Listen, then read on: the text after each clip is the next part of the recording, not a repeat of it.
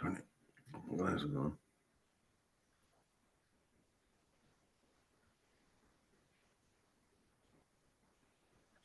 It is now 11:02 p.m. I would like to call to order this meeting of the WIFA Long-Term Water Augmentation Committee, and I will call the roll. David Beckham. Present. Buchanan Davis. I think we're waiting for him to join us online. Pete Kim. Here. Drew John. Here. Tim Tomyer. Again, I think we're waiting for him to join with us online. Patrice Horseman. Present. And I am here myself, Ted Cook. We're going to start the meeting. We have a quorum, and we're waiting for 2 members to join us so that they can be involved in the action that we have scheduled for agenda item number 3. I'm going to move agenda item number 3 until after number 4, and if necessary, after number 5, so that those 2 other committee members can join us. For the record, members, please remember to identify yourself and others when making a motion or requesting to speak. Please ensure you are unmuted for any votes. In addition, if any member wishes to depart the meeting at any time, please announce your departure for our recorded meeting records. I know that a couple of committee members have indicated that they would like to be concluded by noon. I think that is achievable without too much rushing. So we will attempt to do that. Moving to agenda item number 2, disclosure of conflicts of interest. Mr. General Counsel, has WIFA received any such disclosures? Morning, Joe Satelli, General Counsel. No disclosures have been submitted for today's meeting. Thank you. If any member would like to identify and disclose a conflict for any item on today's agenda, you may do so at this time. Hearing none, we'll move to the regular agenda, and we will start with agenda item number 4. Members of the public wanting to speak on a specific item on the regular agenda may request to speak prior to the chairman opening discussion on that item. For instructions on how to submit a speaker's card, please refer to the notes on proceedings at the end of the meeting agenda. So on agenda item number 4, do we have any cards that have been submitted? Mr. Chairman, we have 2 requests to speak. The first is Ashley Hemmers with the Fort Mojave Indian Tribe. Ashley, you can unmute.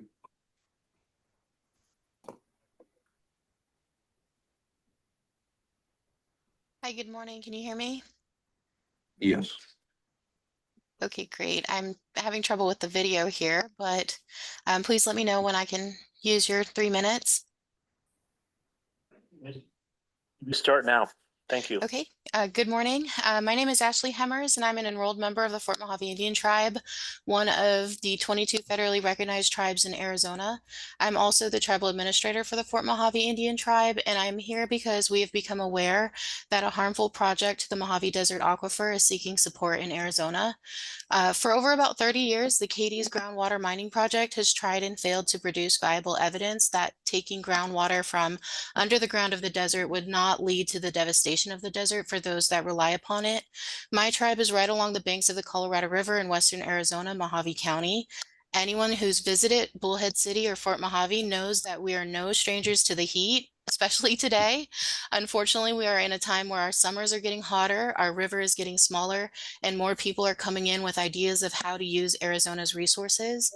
I'm here today to share that while projects rename or rebrand, Arizonans like us here at Fort Mojave with knowledge of the decades-long history because of our proximity on the western edge of the state of Arizona, bring forward information so that more focus can be spent on viable projects for Arizona instead of projects trying to bring old fights here. Fort Mojave, along with tribes along the Colorado River, have critically opposed the KD's project due to the harmful impacts it would have to residents living in the desert. Law has been passed to protect the interests of the people from potentially irreversible damage that this project would have on the place we call home. Right here, I have a state coin from the governor's visit, a recent governor's visit, and it has a Latin inscription, Ditat Deus, which translates to God and riches. And it's true, anyone who spent even a minute enjoying the western Arizona desert can appreciate what it it gives us.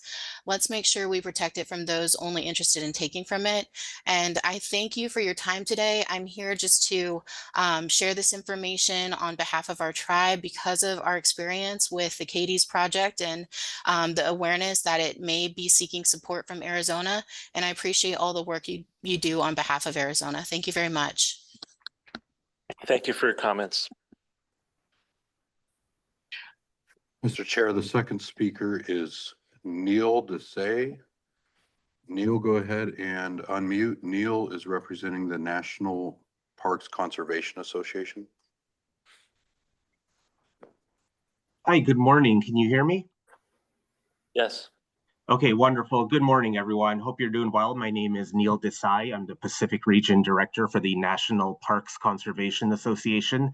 We have been advocating for our national parks for over 100 years.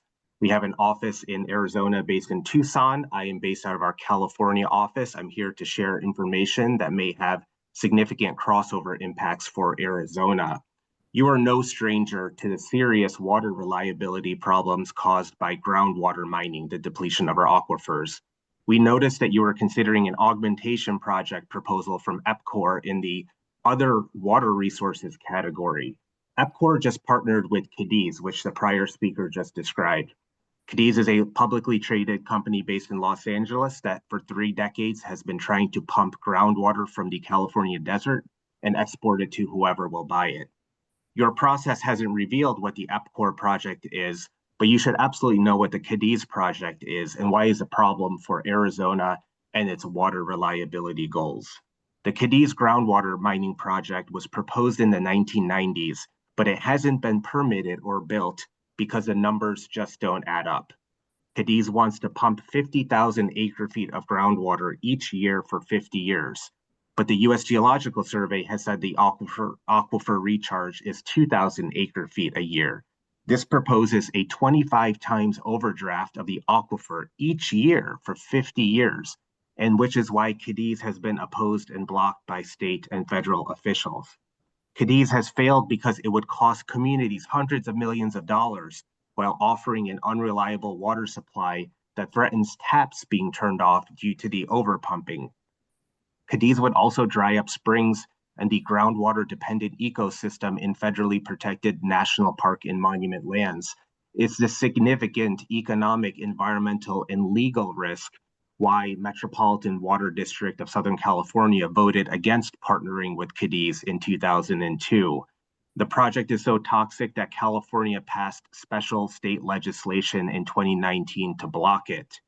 And the groundwater mining is deeply unpopular. Cadiz recently changed its project name to be called the Mojave Groundwater Bank.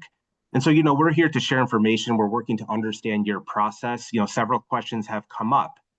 Are you considering financing this Cadiz project, also known as the Mojave Groundwater Bank, through EPCOR? Does your process allow for financing groundwater mining projects like Cadiz that propose destruction to national park ecosystems and traditional territories of the Mojave and Chemehuevi? Does your process allow for financing unreliable water supplies, such as Cadiz, which will significantly overpump the aquifer at a rate of 25 times the recharge? And so these are things that have come up. I want to thank you for this opportunity to comment. You have a very critical mission to provide safe, affordable, and reliable water supplies, and Cadiz is none of these. Thank you very much for your work. I'm happy to stay in touch if anyone has any questions.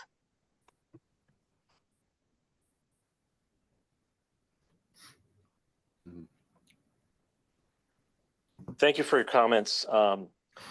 It is possible that some of your questions may be answered during our update, but due to the current state of the solicitation, some of your questions are likely to not be answered at this time. No more requests to speak. Okay, thank you. So let's move on with item number 4, which will be an update on the long-term water augmentation solicitation for procurement, an update from General Counsel Joe Satelli. Thank you, Chairman Cook. Again, General Counsel Joe Satelli. And I think piggybacking off of some of those public comments, I appreciate those public members of the public being here today. I think this will answer some of those questions about the process that is moving forward and where additional public involvement can be expected and is contemplated in this process. So let's go to the next slide. So a lot of this, the committee has already delved extensively in, both when we were doing rulemaking several years ago and when the solicitation was being developed last year as well. But I thought it would be a good idea to come back and provide a refresher both to the committee and the public at large for where we are, what's happening forward over the next couple of months, and what will happen further into the future. So the first is this responsiveness and responsibility review. This essentially refers to whether a proposer's response to the solicitation confirms to all the material requirements and instructions that were provided in that solicitation.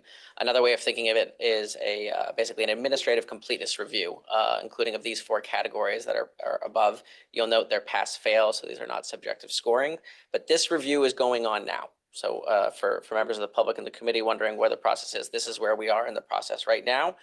Staff expects to complete this review within the next week or so, but I also want to talk through some of the logistics of what's going on. So first, WIFA's procurement officer is going to make responsiveness recommendations to WIFA's director, who by policy has the ultimate decision to decide whether or not a proposer is responsible and responsive according to the criteria listed in the solicitation and in WIFA's administrative rules. After the director makes a determination, the procurement officer will prepare an offer report, which will consist of the officer's initial evaluation and the director's determinations for each offer. That report will be made available to this committee. It will be confidential during the procurement process pursuant to WIFA's rules, and the report will be updated after offers are scored and will also be provided to the committee. So if you recall, when the policy was being drafted for this fund, the committee wanted to receive periodic updates during the process, especially the parts where they are not involved in decision-making, and this is part of staff's commitment to provide those updates. Proposers will be simultaneously notified of the director's determinations, whether they are responsive or non-responsive.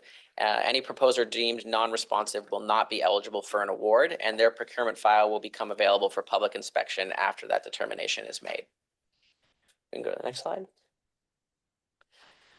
So after responsiveness determinations have been made, we move into the evaluation, scoring, and competitive range determinations. The responsive proposers move on through this phase. Scoring is performed by an evaluation committee, which is not members of this committee. It's not members of the board. It's members of staff and external stakeholders of WIFA as well. The scoring is based on the categories listed here on the slide. Proposers are not directly competing with each other, as we've mentioned many times before. Rather, they're being evaluated against the solicitation itself. So what does that mean? That means that WIFA is not necessarily selecting one proposer to the detriment of another proposer, because WIFA is free to choose no proposals, one or multiple proposers to award. It's entirely at the discretion of the committee and board, and we'll walk through what that process will look like too. But the evaluation committee is going to score the proposals and establish a competitive range. And the competitive range is, the procurement officer is ultimately responsible for defining what that range is based on the evaluation committee's input. But the competitive range essentially is a score of whether the offer falls within a range in a particular category that indicates that it should be considered for further evaluation and scoring. So only those offers that fall within this competitive range may receive recommendations for award. And any proposer whose offer is outside the range is not susceptible for an award would be notified, and their file would become available for public inspection shortly thereafter. I mentioned it previously, but I'll say it again. This committee will receive an updated offer report after the scoring and competitive range are established, providing updates for where that is. And go to the next slide. We have a couple discretionary tools that are available in this process. Staff was asked and the committee and board developed a very flexible solicitation in order to deal with circumstances that may have been unforeseen as we work through the process of soliciting unknown proposals. One of those opportunities and tools available is oral presentations. This is not an opportunity to cure deficiencies or omissions in a proposer's offer, but it's an opportunity to highlight aspects of their offer and enhance the evaluation committee's knowledge and understanding of the offer. So this is something the evaluation committee can request if they need additional clarifications on the offer. If it's requested for one proposer, the evaluation committee will offer the opportunity to conduct oral presentations to all proposers to avoid any unequal treatment of proposers through the process. The oral presentations are confidential to avoid contamination with other proposers' offers, and again, it would be solely before the evaluation committee. Next slide. Another tool that we have available to us is the use of negotiations.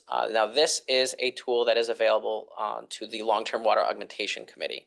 Primarily would be used to negotiate any potential changes to the long-term water implementation base contract. The base contract is an exhibit and a form of contract has been provided as part of the solicitation. At this time, we don't anticipate needing this. It is there in the event that something comes up, but there have already been multiple revisions to the form of contract that have occurred through question and answer periods through the procurement process involved with the proposers. And also by submitting offers to the solicitation, the proposers necessarily agreed to the form of the base contract. And much of the substance that would be typically negotiated in a standard contract is anticipated to be negotiated during the task order phase, which would come after contract award. And that obviously obviates the need for robust negotiations during the procurement and contract award phase. In the event negotiations become necessary by policy, WIFA's director is authorized to establish procedures and a schedule. But I think in practice, what that likely looks like is staff bringing sufficient information to the committee, this committee, for the committee to make a determination whether or not to authorize staff to enter into those negotiations. At such time, the director's authority would then be triggered. We'll go to the last slide. And the last slide, I think, is perhaps the one everyone's most interested in is when are we getting to recommendations and selection? So after the evaluation committee completes its work, the procurement officer will prepare award recommendations.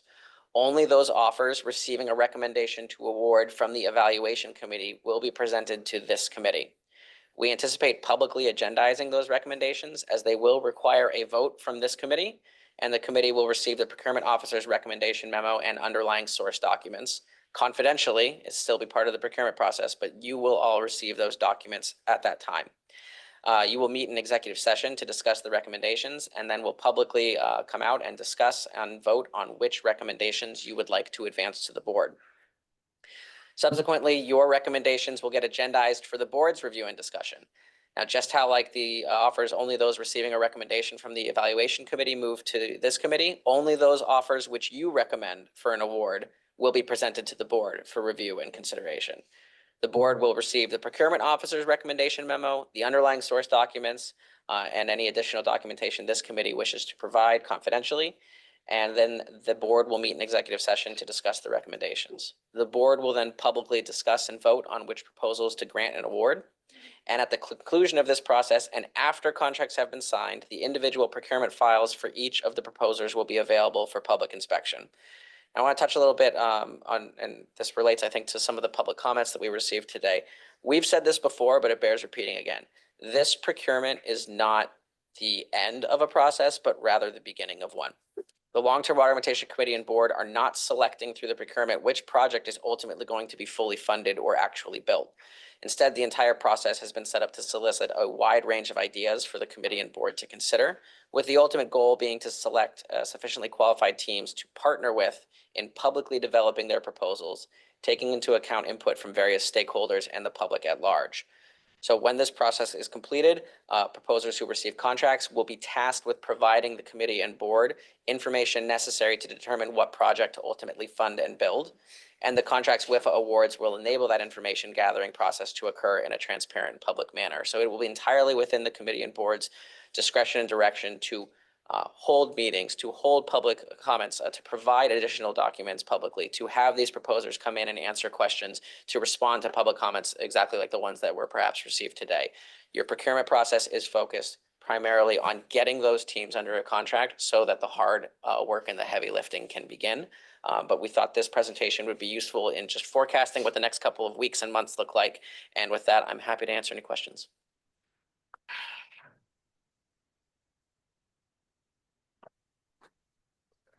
Are there any questions from the committee? Seeing none, thank you, Joe, for your update. And we still have not yet been joined by Buchanan Davis and who else we're waiting for? Tim Tomyer. So we will move on to agenda item number 5 and hope that they are able to join us. And when we come back to 3, which we will come back to 3 after 5 because there's nowhere else to go. Agenda item number 5, financial update and application for financial assistance. Director McGuire will start us off in this discussion. Thank you very much, Chairman Cook. Ben, you can go to the next slide. If you are not perhaps an avid reader of WIFA's authorizing language, it might be a little surprising to know that the Long-Term Augmentation Fund actually has 9 statutory purposes, right? Most of us know about one, and Ben, you can click again. Most of us know about one, and that's developing the projects that import water from outside the boundaries of the state to inside the boundaries of the state. Joe just outlined very well the process that we created over the last 18 months. And for those 18 months, WIFA has been very laser focused on that purpose, developing the high quality solicitation process. And as you see, that process is well underway, right? We're thrilled with the response. We are walking you through what you can expect for the rest of the year. That machine is turning. There's still a ton of work, as everybody on this side of the room will tell you, but it's underway. Given that that's underway, and given that I think we have a very good path forward, this is a good opportunity, or this may be a good opportunity for us to take a step back and have a discussion about a more holistic approach, or another one of our tools, right? And that's a program for in-state augmentation projects. You can see that the second bullet point there, that is a direct quote from our statute that authorizes WIFA to provide financial assistance. That is a flexible term, but I'm going to use that term for the rest of today to mean a loan.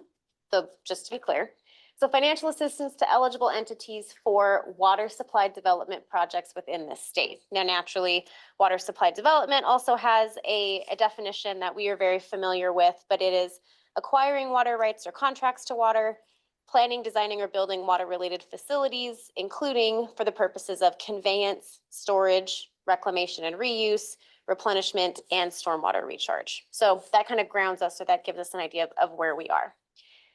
There are a couple of reasons that I am bringing this discussion to you today. The first is that you asked me to. Last year in the 2024 strategic framework, the board directed WIFA staff to bring forward a plan, or at least a frame, for in-state augmentation financial assistance by the middle of 2025. I'm using the term middle very flexibly, of course, right now, but this is something that you did ask us to do. And I think that it's not a bad time, or it could be a very good time to open the discussion now. I also think that it's a good time to open this discussion because there could be some distinct benefits to this committee or the board determining that now is the time to create the framework for an in-state financial assistance program. The first reason is that it puts our money, or potentially could put WIFA's money, to work to help Arizonans access more water, especially at a time when nobody kind of knows what's going to happen after 2026. And uncertainty seems to be the law of the land right now. If we do have a program ready to go, once we know what that reality looks like, and once water providers know what they're facing, this program could provide a very helpful tool for water providers across the state and give them yet another tool in their toolbox to use. Another thing I think the opportunity to invest in some in-state projects does is put tangible wins on the board for WIFA. Tangible wins for the Long-Term Water Augmentation Fund, when, as you have all heard, and I will not beat this drum again, but we need all the grassroots support we can get, right? And this helps us gain that. A list of identified projects that WIFA is committed to funding, along with a list of stakeholders who are relying on those projects and who are excited about those projects. That could be a really critical piece of protecting the Long-Term Water Augmentation Fund into the future. Another thing I want to make very clear, given especially the update Joe just gave, is that I think this could complement and not compete with the long-term importation process, right? It helps get water users in the door. It gets them used to WIFA as not just a thing we might do in a future, but the resource that we're using right now. WIFA was not designed to be, the term I have used, as sort of a one-off, a flash in the pan. We are very committed to our importation project. That is the only mandate that we have in statute. You see on there that the fund shall be reserved for one or more projects with this purpose. But we can do more too. We can do both of those things at the same time and really, I think, grow into the vision for WIFA as a holistic, reliable, long-term source of resources for water augmentation process or projects. So in short, that's kind of my soapbox, and I know a lot of you have heard me say a lot of that before.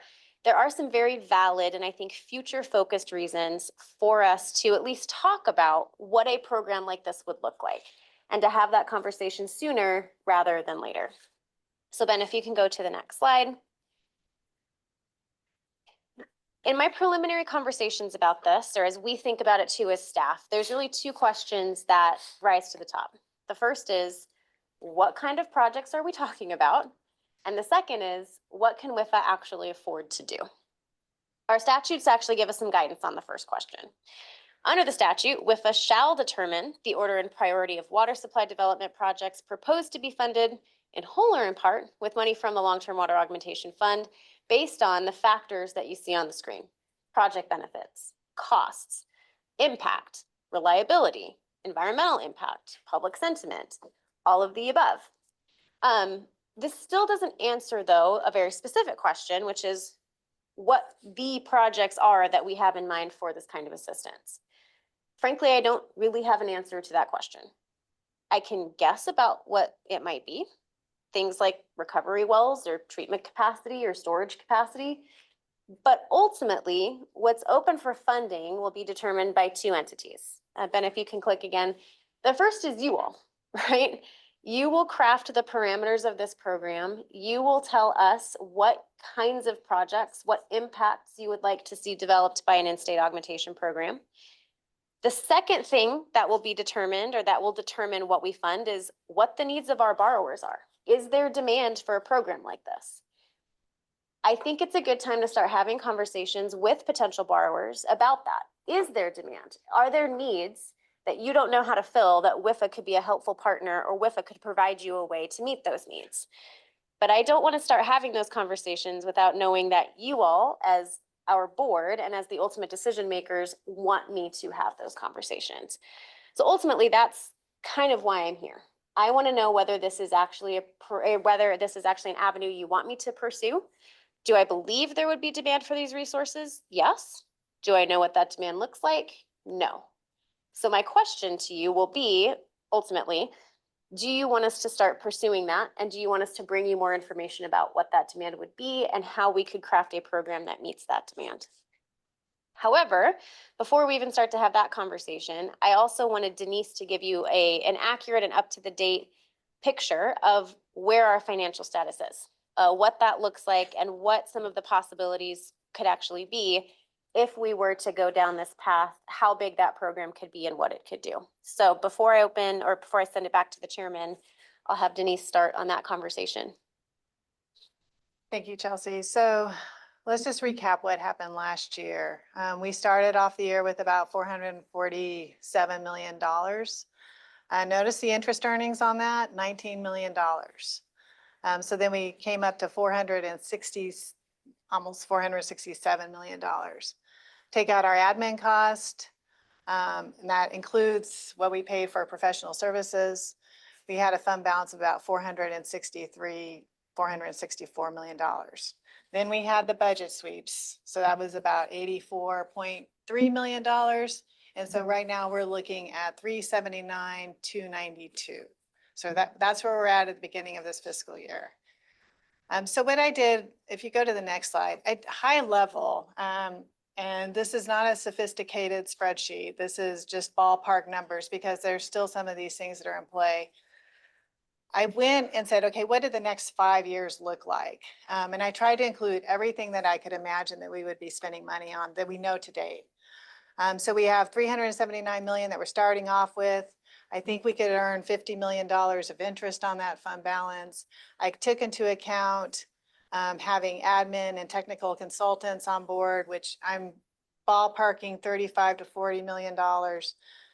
Then we have the base contracts, ballparking $50 to $75 million, which still gives us remaining fund balances of somewhere between $314 to $344 million. Again, we need to refine some of these numbers, but I wanted to give the committee just some ballpark figures here. If you go to the next slide, just some things to take in consideration. We can use the money dollar for dollar, right? So the dollar comes in, the dollar goes out as an expenditure. And we can use that for a loan program. If we did a loan program, some of that could revolve. So then they would be paying back the loan and we could reuse those funds again. Another thing that we can do with this pot of money is provide some kind of security or guarantee, especially when it comes to long-term projects. We could also secure or do some kind of incentive program for our water off-takers for the project that we enter into long-term. Or we could do all of the above. Something to also put on the table is we could also leverage these funds to do any of those things that we've mentioned above. So there's a lot of flexibility that we've got with the funding that we've got. So going forward, I think it's important to develop a financing package that complements whatever we craft as far as a program.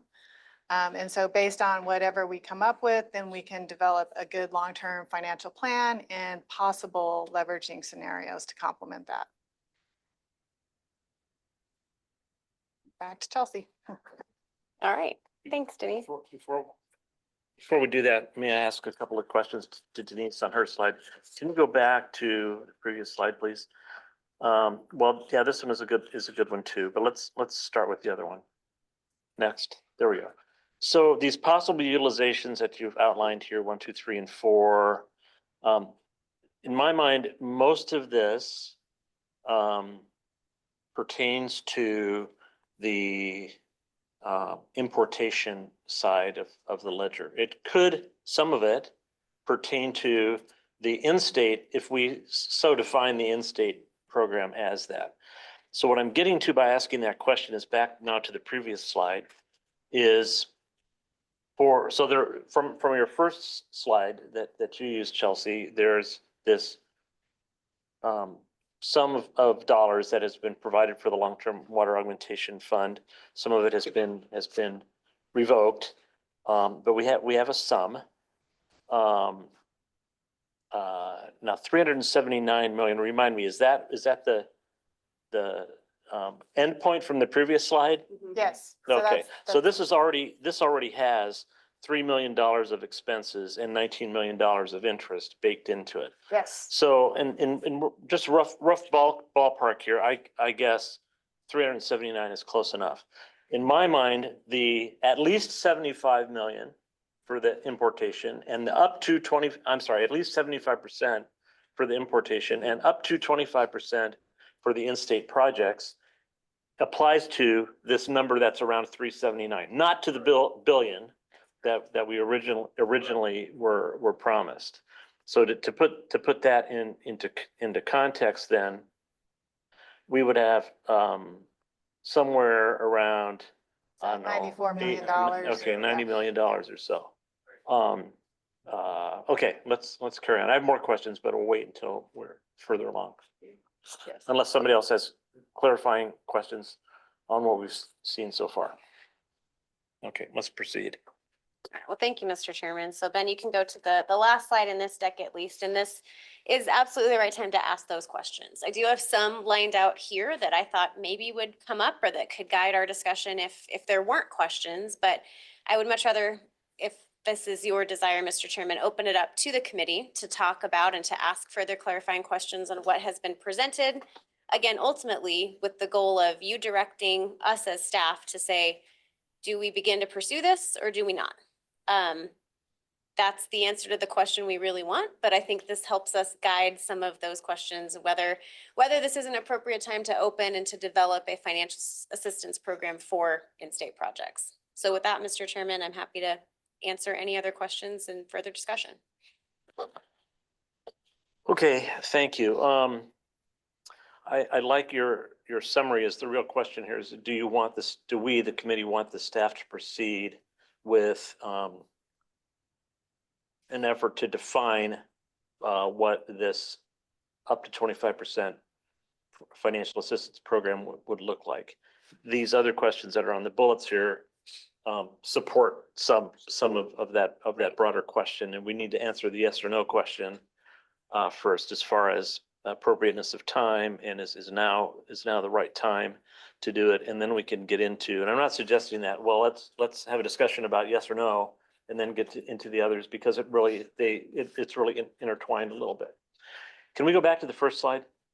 So I'm taking my prerogative here as the chair to poison the well a little bit. It's not really, but The one with the statutory language. very first slide. This is the statutory language. So There's the two buckets. There's the up to 75%, and by inference, the second bullet is the, I'm sorry, more than 75%. Yeah.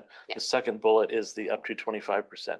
And there's an unfortunate coincidence. I'm thinking it's an unfortunate coincidence rather than a deliberate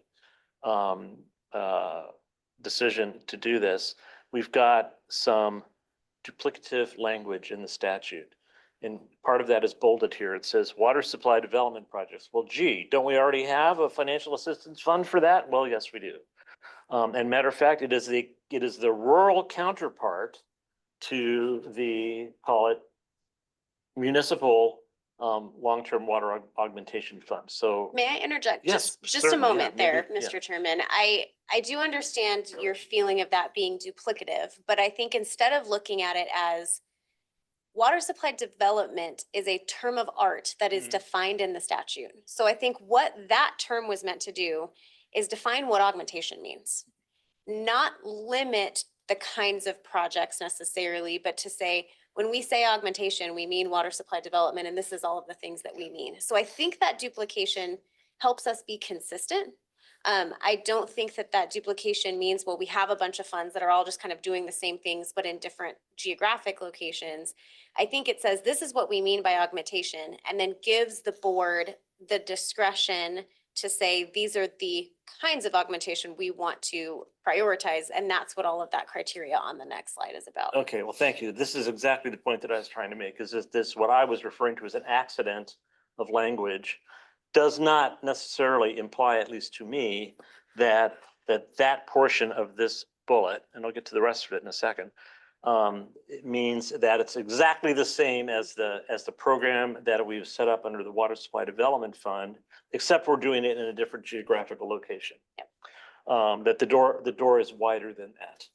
And that also there's some other duplicative language here, including projects for conservation. Well, we already have a water conservation grant fund, don't we?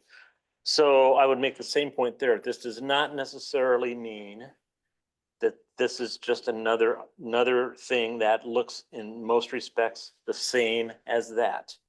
And that, at least in my opinion, this fund or this portion of this fund, the long-term water conservation fund, water augmentation fund,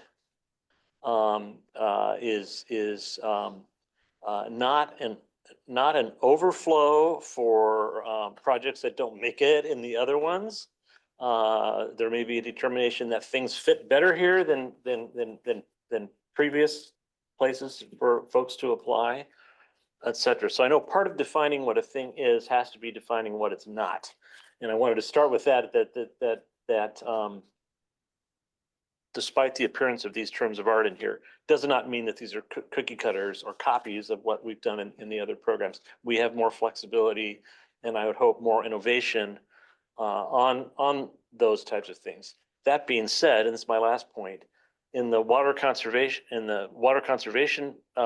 fund and also the water supply development fund, we have learned some things that we need to apply when we are in the process of defining what this is going to look like as part of the water augmentation fund. For instance, in the water supply development fund, the preference for grant monies, at least as long as they last. This, as our director has pointed out, can only be loans at this stage. The water conservation, we may have done the water conservation grant fund awards in a certain manner. We may or may not have future tranches in that program, but some of the things that we've learned there, particularly if the intent is to use these conserved waters under this paragraph as an augmentation supply, a new supply that we can actually use, the way that we treated the conservation that was identified in the Water Conservation Fund, at least from my perspective, does not lend itself for us saying, okay, we conserve this much water, let's go get it and use it as an augmented supply. So those are the points that I wanted to make. I don't believe this is a cookie cutter of what we've done before, but we need to use what we've done before to avoid the pitfalls and incorporate the lessons learned from those things so that we can develop the most effective program that we can. So my answer to that question is this the right time? Absolutely. From my perspective, I have pointed at least a half a dozen people to this thing that we're going to do later and said, hold on, your project doesn't fit in what we're about to do. This is before the solicitation, but we've got this other thing that we're going to do that's part of the water augmentation effort, and that's where your type of project would fit. So there are, maybe it's not a big number, who knows? We won't know until we do this. There are folks who will be interested in the in-state effort. It may involve WIFA becoming involved in things that are already ongoing.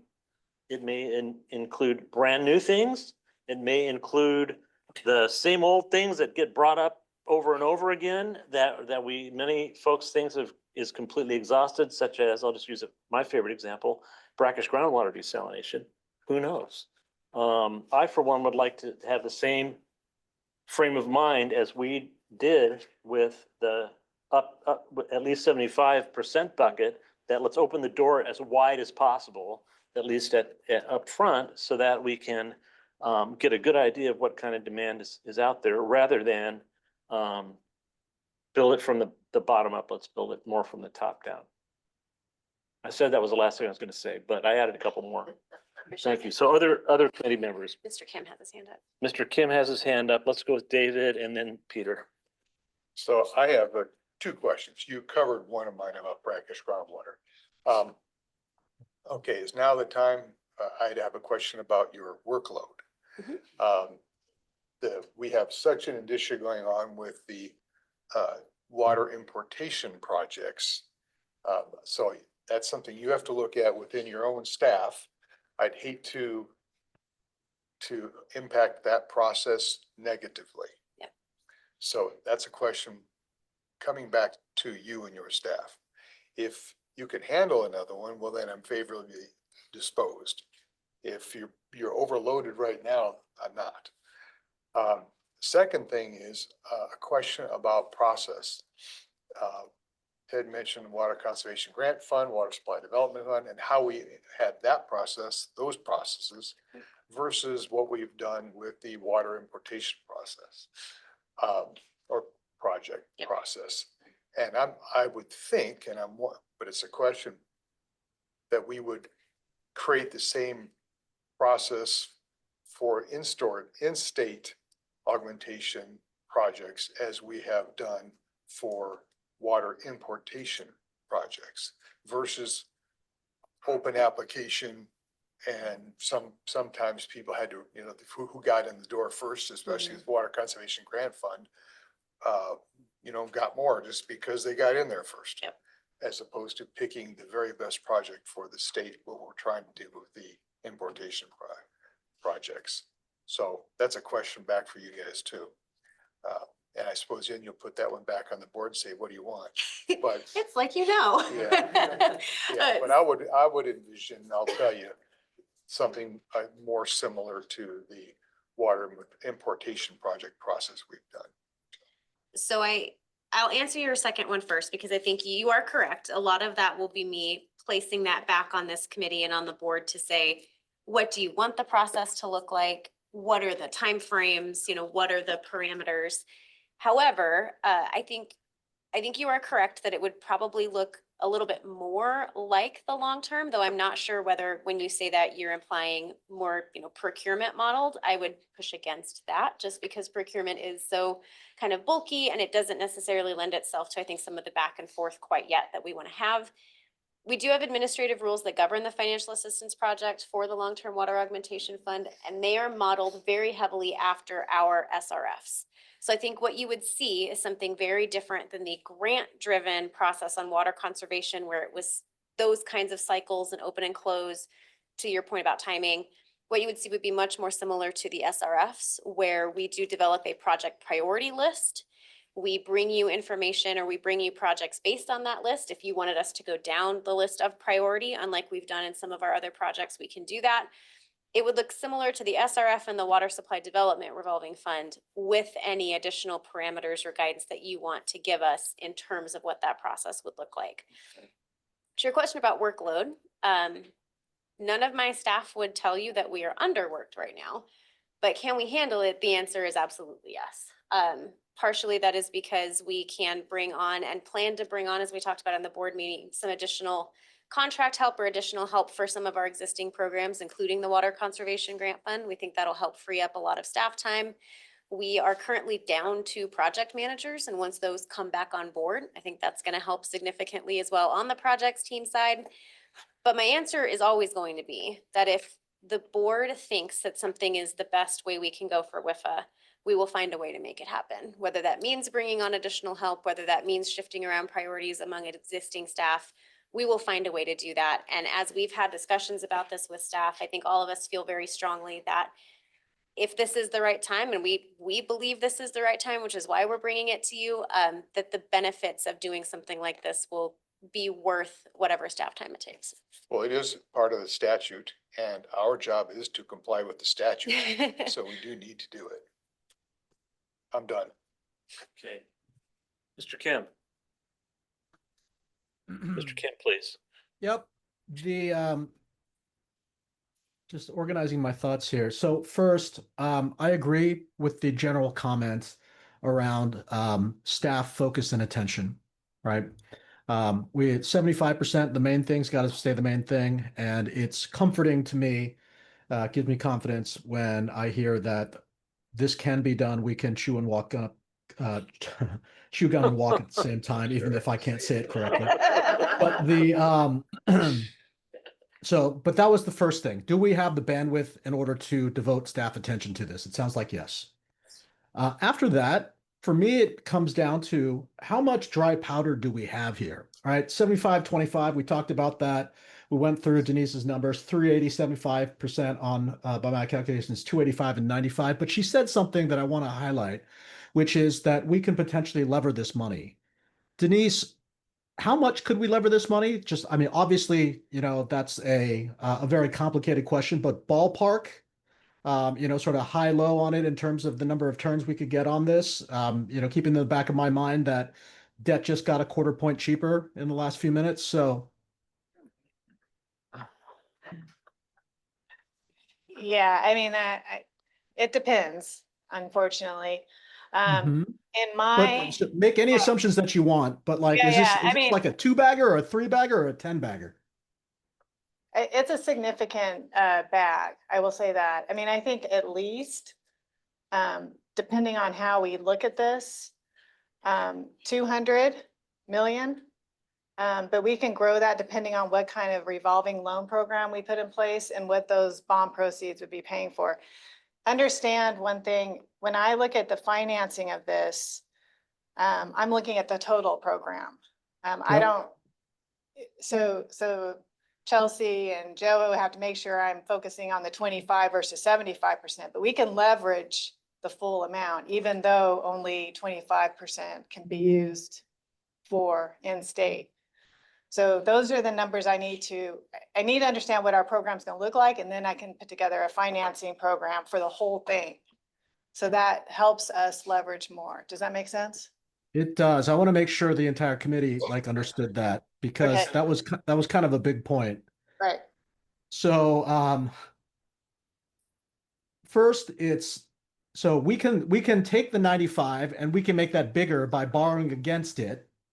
And not only theoretically could we borrow against that stuff, we might be able to borrow on the other side of the fence too. Now, I would like that to triple check that, because that's a big assumption. But if we're taking a look and seeing at what kind of projects are out there, the size of how much ammunition we've got here is going to determine almost all of the go-to-market motion in terms of what we're looking for and how we look for it. So to me, that's kind of like, and again, I appreciate Denise's comments that there's a chicken and the egg kind of thing here too. But for me, that's kind of where I would start in terms of just how much do we got.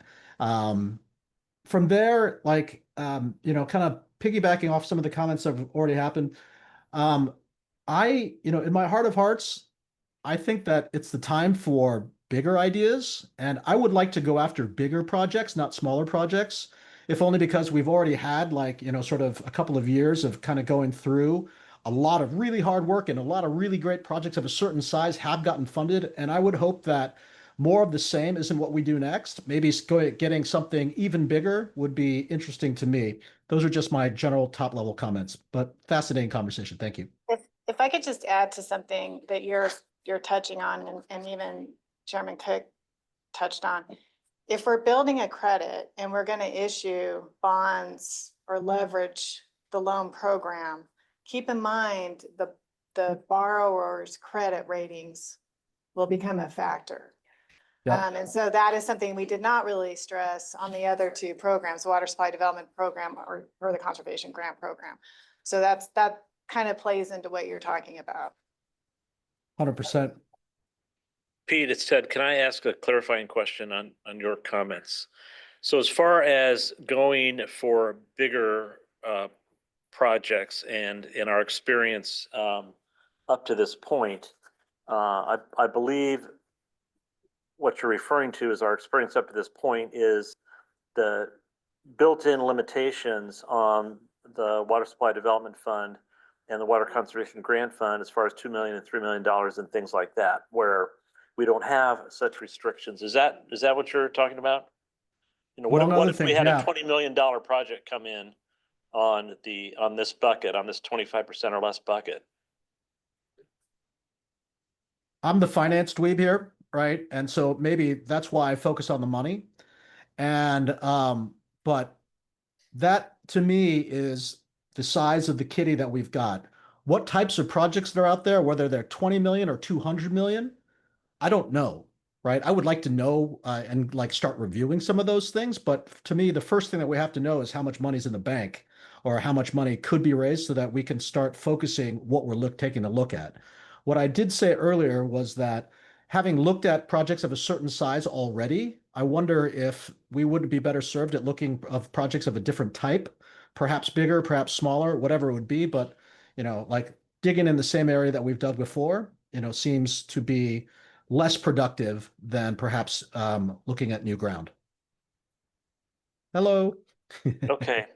Yes, I'm thinking about your answer. So it is both a yes and a no, or really a yes, but not just that type of answer. So not just bigger size as far as more than $2 or $3 million limitation that we had on these other funds, but also potentially a different technology. So I'd differ with you a little bit that what if we had a project that was similar to what we've already seen in the Water Conservation Grant Fund or the Water Supply Development Fund, but was bigger size-wise than that people didn't apply, or they only applied for 20% of what they could have applied for because of this limit. I think that would fall under your idea of a bigger project.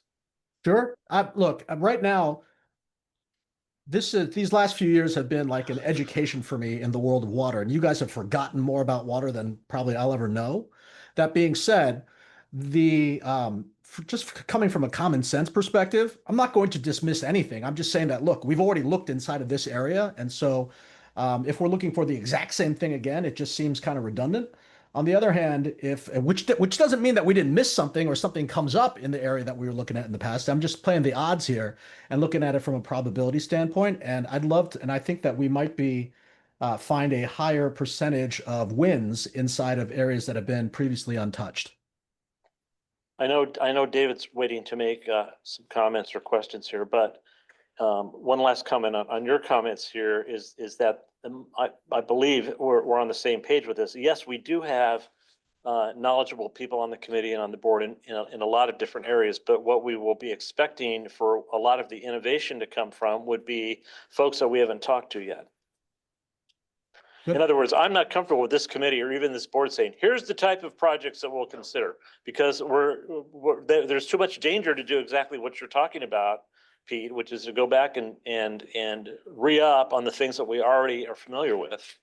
And that's, again, from my perspective, of leaving the door open wide enough to get innovative ideas in. 100%. So we're in violent agreement. Yeah, okay. Yes. Mr. Beckham. The statute says up to 25% for in-state and 75 or more for importation projects. And we are well along on our water importation project process. And I have no idea how much money would be needed for that. And I certainly don't want the in-state projects, as much as I want to fund in-state projects, and I really do, I don't want anybody to think elsewise.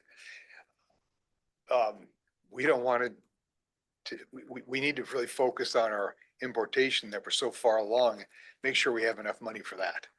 You know, we might end up using 10% in-state, I don't know. But I don't want that to be lost in our part of the equation here. That's a really good point, and it's from our experience so far, those things don't happen sequentially as far as defining how much money you have and defining the projects that you have. We won't know about the types and costs of projects that we have until we open that process.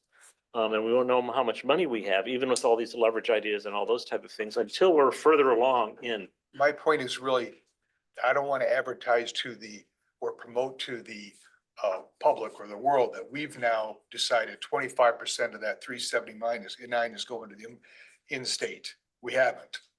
We're opening up to ideas for in-state, but we don't know what percentage is going to go to the importation versus in-state yet. That's true too. That's a good admonition, yes. Okay, any other comments from Mr. John? Therese? It's getting time for folks to go, right? Yeah, well, actually, you put your finger right on it. That's what is my concern as well. And that is, we want to we're pretty much along in the importation process. I think the public is waiting to see what we're going to deliver on that And so I don't want to limit ourselves because we are in a financial, I don't want to limit ourselves financially on that because I quite frankly think that's what the public's looking for.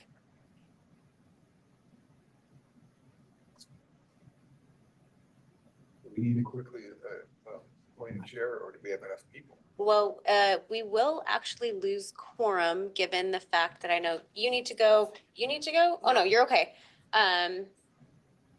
Once David leaves, we're out of Do it quorum. quickly. Let's Let's just do it. truncate the discussion on Yeah. item number 5 for right now. Let's move to item number 3 while we have a quorum. Okay. If we need to come back on item number 5, it won't be today. Correct. It will be in the future, and Chelsea and I will discuss that, and we'll have another meeting if we need to do that. Yeah. Okay. Thank you. So let's move back to item number 3, which is electing a chairperson for state fiscal year 2026. We failed to do that under our policy back in July, so we're doing it now. Ms. McGuire. Thank you, Mr. Chair. Yeah, that's a pretty straightforward explanation. So as usual, the Long-Term Augmentation Committee does need to elect a chair. The committee members are determined mostly by statute, but you determine your own chair. So at this point, I will just quickly open the floor to nominations. David Beckham nominate Ted Cook. This is Pete Kim, second. Mr. Chair, if you want to open that vote. Sure, I graciously accept the nomination. Are there any others? I don't know if that's according to Robert's rules to ask for another one, but we have a motion and a second. So any board discussion? Okay, seeing none, all in favor of the motion, please signify by saying aye. Aye. Aye. Aye. Any nays? Any abstentions? Thank you for your support. Christina? Good choice. Okay, I think we're out of time. As I said a moment ago, let's move to agenda item number 6, call to the public. Do we have any other requests to speak at today's meeting? No other requests. No other requests. So agenda item number 7, I'm going to combine agenda item number 7 and 8 discussion. Chelsea and I will have a discussion about where do we continue the discussion that we just had on agenda item number 5. Yep. And when it's appropriate for us for that or any other topics that come up for this committee to meet again and get back with you all. So there is no set date for our next meeting. That is correct, Mr. Chair. I do want to point out to the folks left on the call, given what we've talked about on the solicitation side of things, The fall might be a little bit sporadic. It might be a little bit hectic. There might be times when we call you and say, hey, we need you to drop everything and join a meeting to make these decisions. I realize that the fall is the worst possible time for us to ask you to do that in October, November, and beginning of December, but I am just throwing it out there, trying to level set expectations. We will do our best to give you as much notice as possible and obviously provide you with as much information as possible, but hang in there with us. Okay, so for the committee members that remain, do you have anything that you would like to add to the record on agenda item 7, agenda development, or preferences for next meetings? Kind of hard to do that with that kind of vague background, but I'm asking for the record. Okay, seeing none, we'll move on to agenda item number 9, adjournment. We will adjourn this meeting of the WIFA Long-Term Water Augmentation Committee, and the time is now 12:02 p.m. Thank you, members.